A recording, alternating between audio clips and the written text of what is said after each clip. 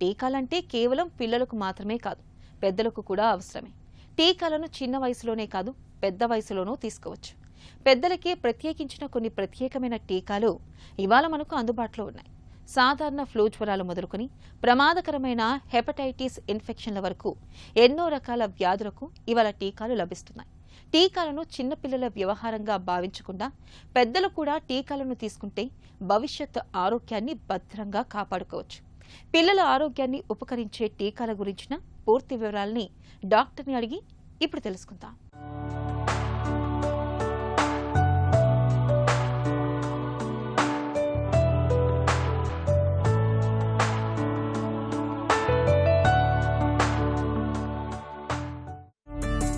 టీకాలు పిల్లలకేనా, పెద్దలకు కూడా అవసరమా?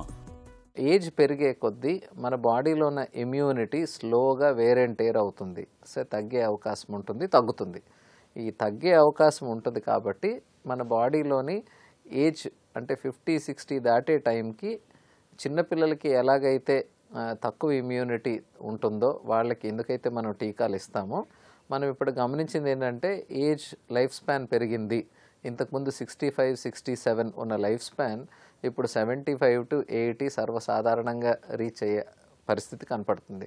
కాబట్టి టీకాలు ఈ అడల్ట్ ఏజ్ గ్రూప్, అడల్ట్ అంటే ఎల్డర్లీ ఏజ్ గ్రూప్ 60-65 దాటిన తర్వాత అందరికీ టీకాలు వేసుకోవడం మంచిది అని మనం గమనించడం జరిగింది. 18 ఏళ్లు దాటిన తర్వాత ఎలాంటి టీకాలు తీసుకోవాలి? 18 to 50-60 ఏజ్ గ్రూప్లో మనకి లిమిటెడ్ నెంబర్ ఆఫ్ వ్యాక్సిన్స్ ఉన్నాయి.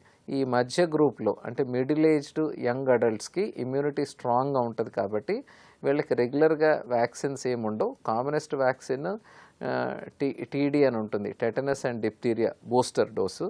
దీంతోపాటు హెపటైటిస్ బి అనేది రక్తం ఎక్స్చేంజ్లో కానీ కాంటాక్ట్ వల్ల కానీ వచ్చే ఈ అవకాశం ఉంటుంది కాబట్టి, అంటే physical contact which is more into person to person, hepatitis B vaccination recommend చేస్తారు.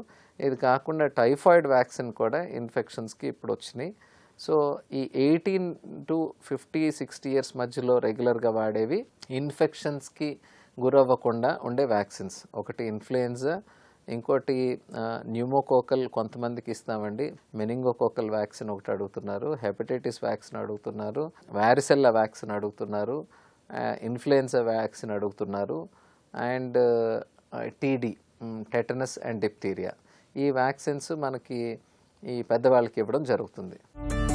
Flu, pneumonia, hepatitis B, tetanus, shingles వ్యాక్సిన్లను ఎవరు తప్పనిసరిగా తీసుకోవాలి?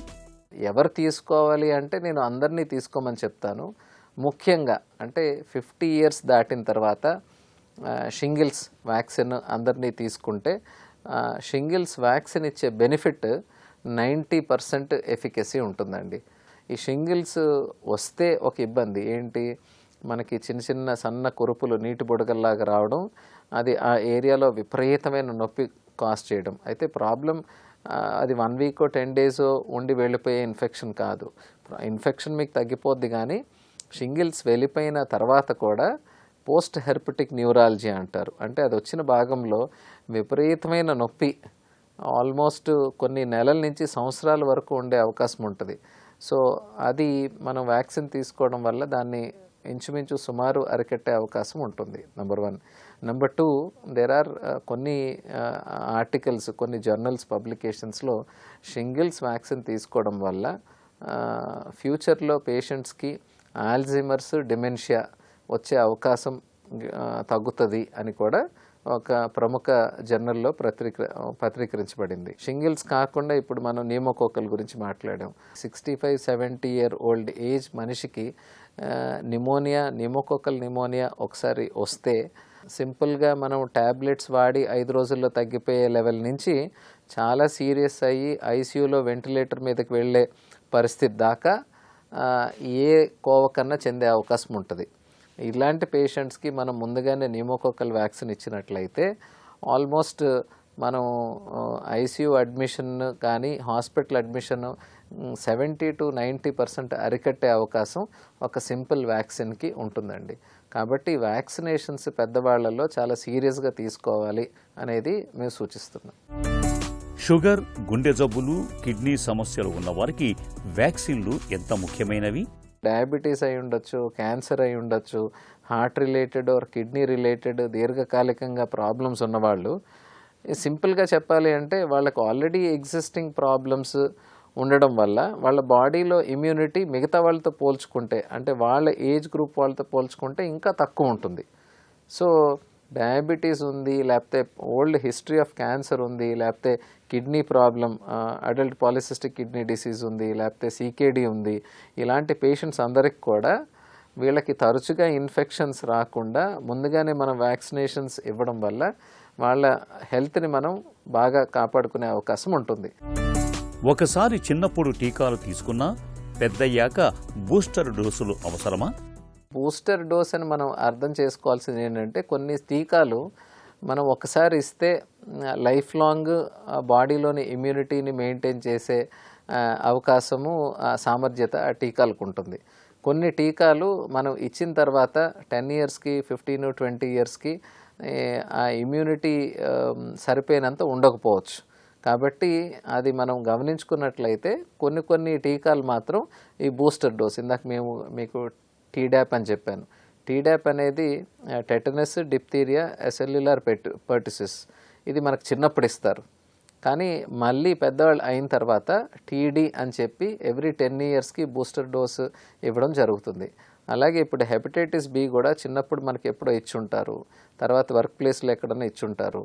నెక్స్ట్ టైం మళ్ళీ ఎక్కడన్నా ఎడ్యుకేషనల్ ఇన్స్టిట్యూట్స్ జాయిన్ అయినప్పుడు మళ్ళీ రిపీట్ చేసుకోవచ్చు, లేదంటే అసలు మన బాడీలోని హెపటైటిస్ బి యొక్క టైటర్స్ ఆర్ ఇమ్యూనిటీ లెవెల్స్ ఎంత ఉన్నాయి చెక్ చేసుకొని అవి తక్కువ ఉంటే మళ్ళీ బూస్టర్ తీసుకోవడం తప్పులేదండి.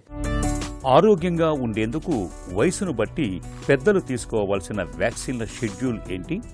ఇండియాలో 5 వ్యాక్సిన్లు చాలా ఇంపార్టెంట్ ఎల్డర్లీ పీపుల్కి. నెంబర్ 1 ఇన్ఫ్లుయెన్జా ప్రతి సంవత్సరం వర్షాకాలం ముందు తీసుకోవాలి.